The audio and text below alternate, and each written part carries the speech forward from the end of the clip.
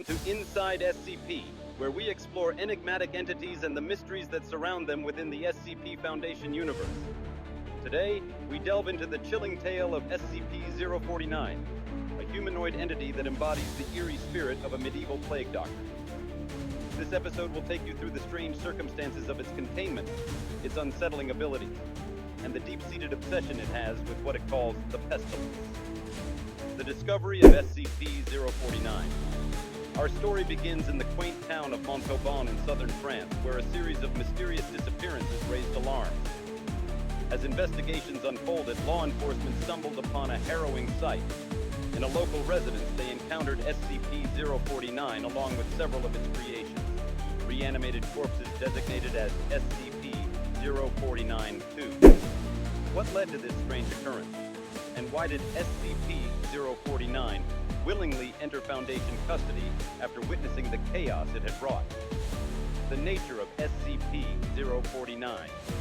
SCP-049 stands at approximately 1.9 meters tall, draped in robes that have seemingly fused with its very being over time.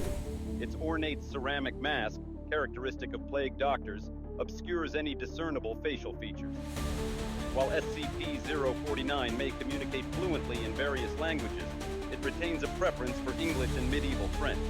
Its demeanor often oscillates between courteous collaboration and sudden aggression when it perceives the presence of the pestilence, a disease it appears both fixated and frustrated. Containment procedures. For the safety of both SCP-049 and the Foundation personnel, stringent containment measures have been implemented. It resides within a standard secure humanoid containment cell and is to be sedated before any transportation. The unsettling requirement of a lavender infusion to relax it during aggressive outbursts adds an unusual twist to its protocol. Moreover, SCP-049 is allowed access to the cadaver of a large mammal every 2 weeks, reinforcing its obsession with conducting experiments. The anomaly of the pestilence. What exactly is the pestilence, and why does it consume SCP-049's every waking thought? Despite the Foundation's myriad of tests and observations, the true nature of this affliction remains an enigma. SCP-049's belief in its mission to eradicate the pestilence often drives it to fatal extremes, resulting in the deaths of unsuspecting personnel. Its notorious method involves making direct skin contact with its victim, leading to a cessation of all biological functions, a seemingly perverse interpretation of curing the disease. The creation of SCP-049-2.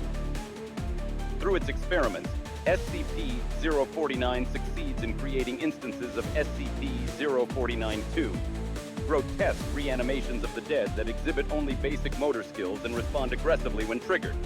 SCP-049, despite producing these unsettling beings, refers to them as cured, reflecting an unsettling detachment from the morality of its actions. The interview with SCP-049. To understand SCP-049 better, researchers conducted a series of interviews. One particularly revealing moment occurred when Dr. Raymond Ham engaged the entity in dialogue. Despite the logical and human-like dialogue, there existed an unnerving undercurrent. SCP-049's response to inquiries about the pestilence reflected not only its conviction, but also its inability to articulate the specifics of the disease.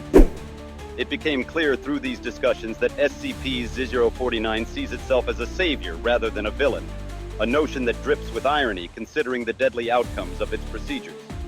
The incident with Dr. Ham tragedy struck during a routine interview when SCP-049's anxiety turned to aggression, resulting in the death of Dr. Ham. This pivotal moment reaffirmed SCP-049's belief in the righteousness of its actions. The entity regarded the doctor as afflicted by the pestilence, justifying its lethal response as a necessary step in advancement toward what it believes to be a greater good. Reflection and future potential. As we reflect on the conundrum of SCP-049, it beckons us to ponder profound questions surrounding morality, the nature of healing, and the thin line between cure and affliction. SCP-049 remains in containment, ever eager to continue its work, convinced that through further experimentation, it will uncover the elusive solution to the pestilence.